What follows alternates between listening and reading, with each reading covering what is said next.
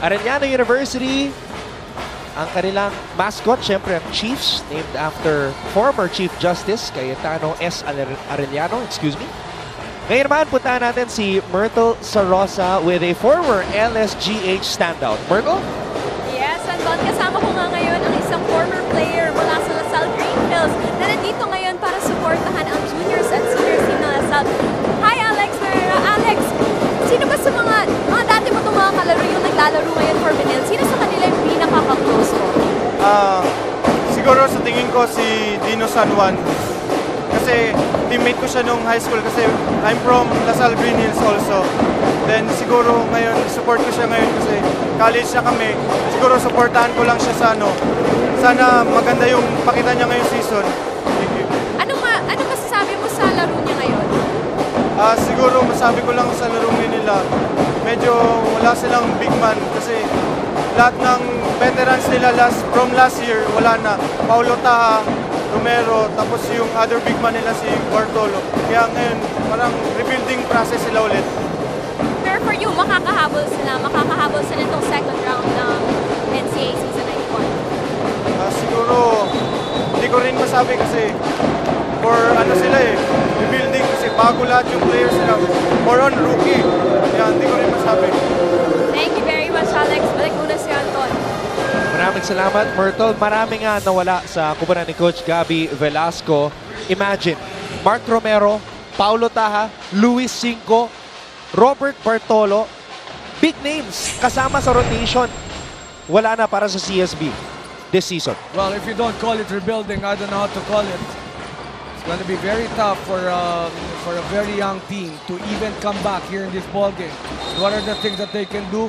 They just have to focus on their individual things that they're doing here in this game. No, wala na turnover, make their free throws, make their layups, and of course not give up because anything that you do here, pwede mong magamit yan going to the next round and here in the fourth quarter, I should say, Anton.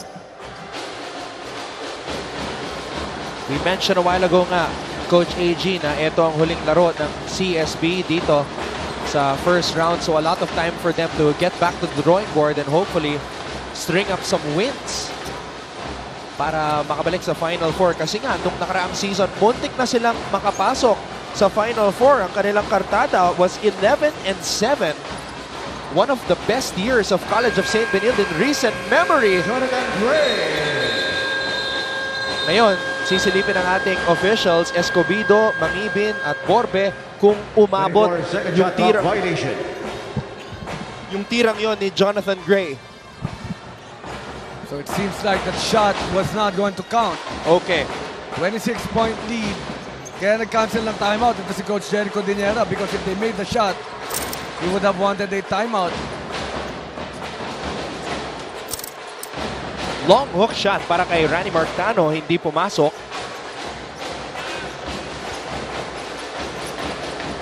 Inside pass, Ongteco. Here comes Salado. Salado back to the line for two. Well, actually, that's Gio Halalo right there, Anton. Making sure that he's got the contact against Juan Saavedra. Very versatile. What a leader you've got here for Coach Jericho Diniera. That's Giovanni Halalo. He's got 10 points, 5 rebounds. He's got 7 assists. And he makes his first free throw. 27-point lead for the Arellano University Chiefs. 8 assists for Giovanni Halalon dito sa larong ito. Ortega, pinasa kay Cadavis. Cadavis off the glass. Tapping na bola, napunta sa labas. Capara. Here's Halalon. To Rani Marcano. Tano. Back out to Halalon. 3 to shoot. Halalon for 3. No.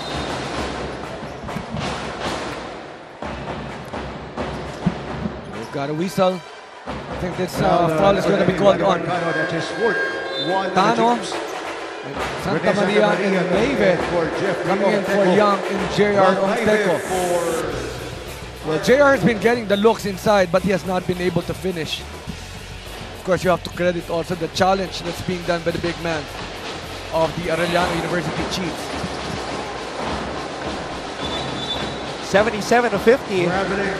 Lamang ang Arellano University.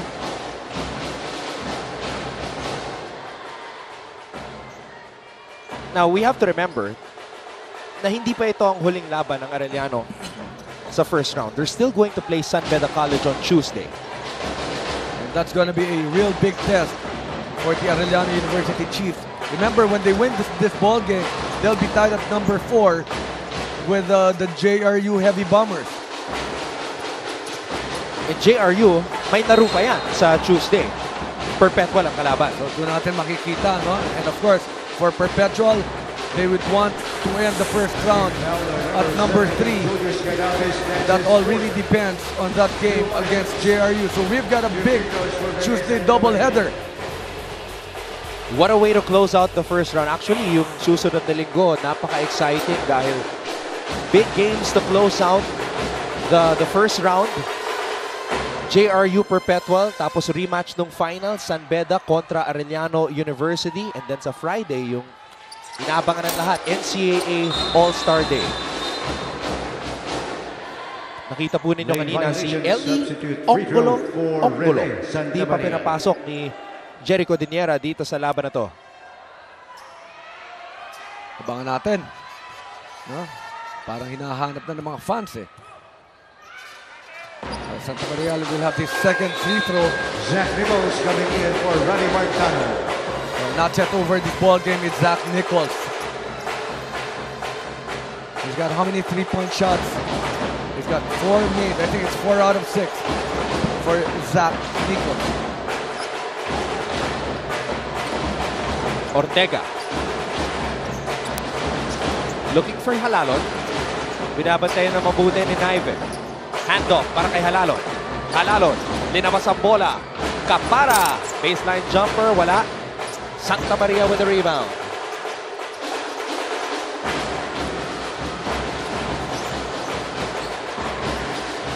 Gray, naagaw ang bola. Counter steal. Mananatili sa panik ng St. Benilde. Gray, crossover to Saavedra. Saavedra, umikot. And somehow, Saavedra. nakalusot pa. Si Fon Saavedra na ipasok ang tira. Well, all is not yet over. Remember the lessons of the Bamuo JRU game. We still have 5 minutes and 53 seconds. Allen Enriquez. First things first, St. Benilde will have to look at a smaller margin going to the final 3 minutes. Maybe a 10-point lead will make it more probable. Strong move of the game brought to you by Smart. Live the Smart Life. Fon Saavedra dito sa larong ito, meron ng 12 puntos. At isama mo na rin ang kanyang 8 rebounds. JJ Domingo, pinasa kay Saavedra. Back to Domingo. Domingo with a jab step. Sumaksak. JJ Domingo pupunta sa free throw line for 2. Well, that's really the strength of a JJ Domingo. He can really penetrate hard. Try to look for fouls. At eto na, ang konduktor. Babalik para sa Arellano University, Michael Kent Salado. Bibilis na naman ang Arellano University sapagkat magkasama na sa backcourt, Halalon at Salado. Thank you so much to everybody watching the NCAA Mix Bustos, ang ating kasama sa ABS-CBN Sports Broadcast Team. Nakatutok ngayon. At syempre, ang aking teammate dati nung high school na si Mr. Paulo Sulit, CSB alumnus, nakatutok rin. Good afternoon, Paul. Thank you so much for watching Season 91 ng NCAA. Samantala, Zach Nichols, nagpakawala na naman ng 3. Offline. Ito na si Saavedra. Umaarangkada. Saavedra, no look pass. Jonathan Gray with a finish. Jonathan Gray. So far, so good. It's a 6-0 run on the part of College of St. Benilde. At nakabit na ni Jonathan Gray ang kanyang average. He's got 17 points. Halalon, floater is short. Rebound, CSB. Saavedra to Gray. Gray dribbles it out. He wants a clear out. Handoff para kay Saavedra. Balik kay Gray. Gray for 3. Jonathan Gray. Nothing but net. 20 points para kay Jonathan Gray. And Coach Jerry has seen so much. Calls this timeout. A 9-0 run on the part of College of St. Benilde. 77-59, 18-point lead still for Arellano. Magbabalik po Season 91 ng NCAA.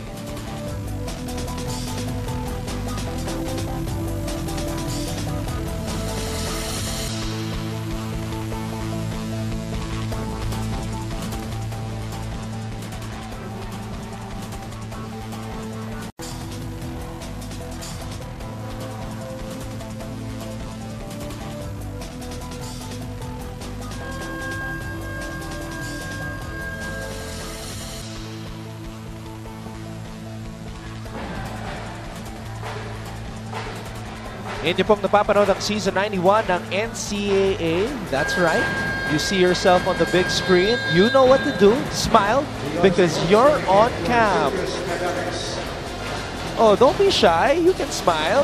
There we go. There we go. Both fans, students from Arellano and CSB. to smile. Jahir to smile because they didn't ask permission from mommy that they'll be here. Samantala, two-man game sa Saavedra to Gray. Fast play of the game brought to you by Smart. Live the Smart Life. Salado, too strong. Tapi ka ng bola. Napunta kay Santa Maria. Patuloy pa rin lumalaban ang CSB dito sa larong ito. Gray with a fake. Jonathan Gray. What a fake by Jonathan Gray. 22 points for Gray. Castor to Saavedra. JJ Domingo. Holtz pinangga ni Saavedra. Fast-paced action ating napapanood dito sa bakbakan ng Arellano at CSB. At patuloy pa rin ang pag-init ni Zach Nichols mula sa labas. 19 points for Nichols. Well, acting as the fireman for Arellano. Matagal-tagal hindi nakascore ang Arellano University Chiefs. And that's a big three-point shot. And of course, this stop. 80-61. Nichols, I thought he was going to take it from Nichols. 5-0 run. John C. Holtz with a nice-looking jumper. Not the numbers that Coach Jerry Codinera wants from Holtz, but he's happy that his team is on top right now, 82-61.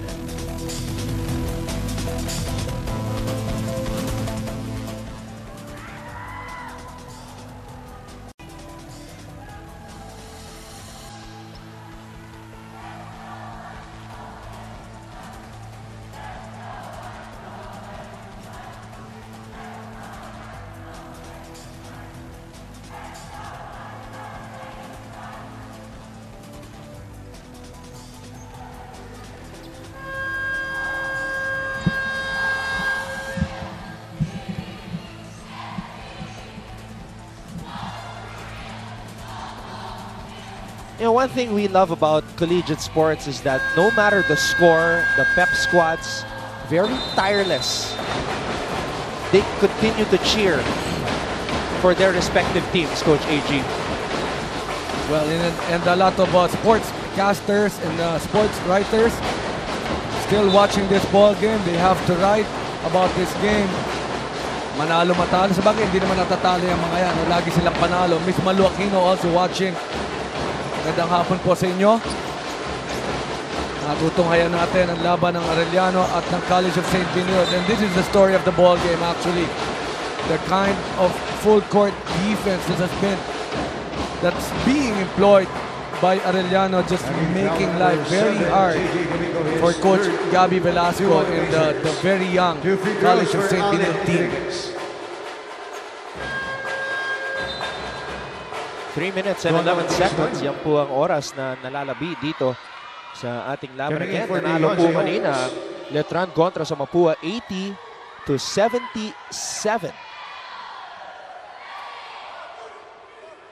So Letran natapos ang elimination round. Coach AG with an 8-1 record. Does that add pressure to the San Beda side right now at 7-1 and knowing na makakalaban pa nila itong Arellano sa Tuesday?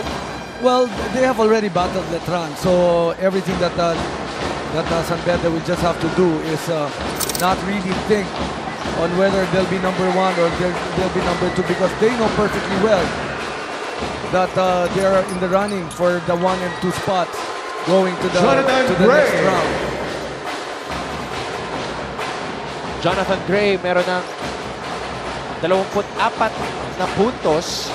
His season high is actually 29. 20-point lead for Arellano. Gumaru. Nothing there. Rebound para sa St. Benilde. Castor kicks it out. JJ Domingo. He's got that shot. JJ Domingo for 3. But nobody watching Giovanni the bus Halado. driver. Napakaluwag. All day for that easy fast break layup. Well, that's a problem. No? They celebrated with that nice 3-point shot of JJ Domingo and forgot to play defense. Well, everything but the shouting done in this ball game. It's going to be a win for the Arellano University Chiefs going to the final two. It's been a long but eventful first round dito sa season 91 ng NCAA. A lot of surprises. Of course, one of the biggest surprises, Coach AG, itong emergence ng Colegio de San Juan de Letran Knights, 8-1. Something that not a lot expected. Not a lot of fans expected from Letran. You've been looking for this guy, Ongolo. Sabi sa'yo, papasok to eh. Alam mo, Coach AG, itong si Eli Ongolo, he's only 18 years old at mala Charles Mami ang dating. He's got the muscles of Charles Mami, although Mami, of course, is bigger. Pero yung braids, mala Mami talaga. And look at Coach Jericho Diniera, still very active despite this big lead. Magbabalik po ang NCAA Season 91.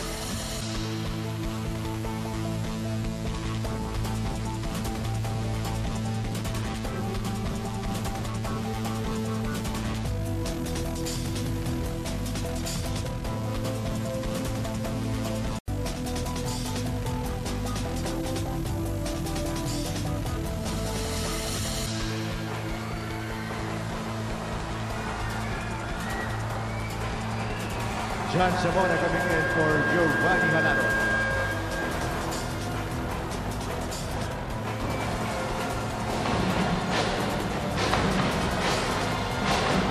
Tuloy pa rin ang pagsuporta ng pep squad ng College of St. Benilde sa kanilang kupunan, maski na tinampakan sila ng Arellano University Chiefs dito sa laban na to, 85-66. This is the type of win, a bounce back win, na kailangan ng isang koponan na nagkaroon ng losing streak. Arellano coming into this game, Coach AG, 2 straight losses and they are about to win big against CSB. Unless, of course, CSB does a JRU. Well, alam na alam ni Coach Jericho Diniera, no, how important this win is. Of course, not just for the standing, pero going to the second round, how important na for them to hang on to the coattails of the league leaders.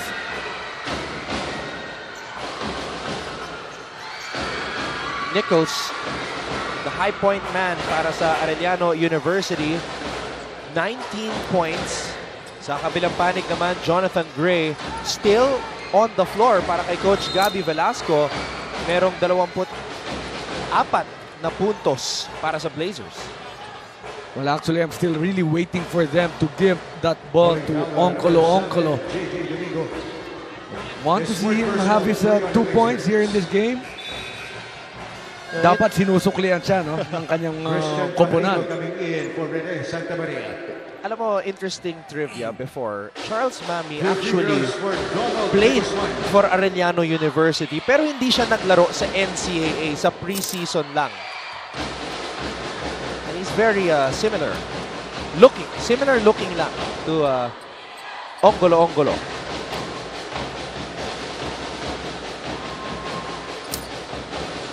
Farito, nakakuha ng rebound. Castor.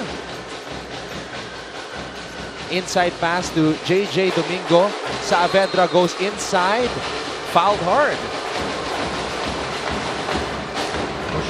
Arellano still ensuring that there are no easy points for the green shirts of College of St. Benilde.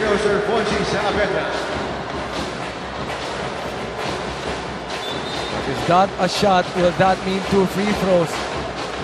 Sabi ng mga referee, teka lang, madulas.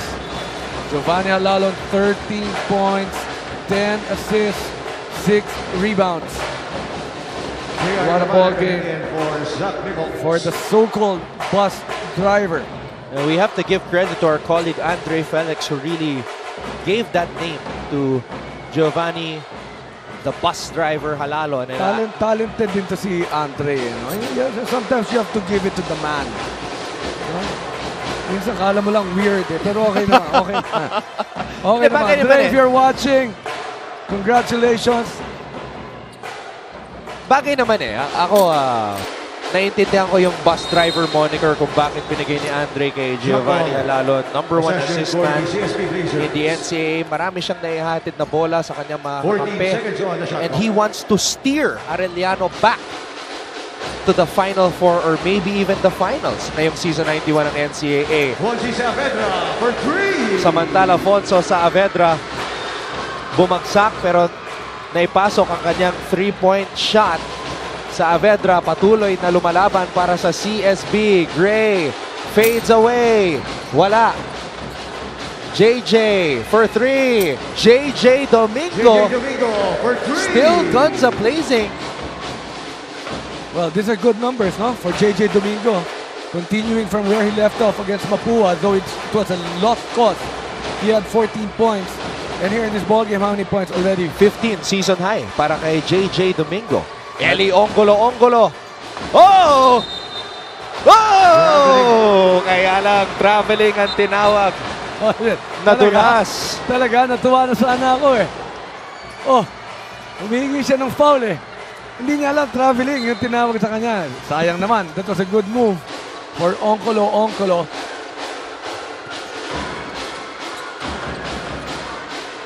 At nakapulot ng rebound si Eli Ongolo. Opisyal na po. Tagumpay ang Arellano University kontra sa College of St. Benilde.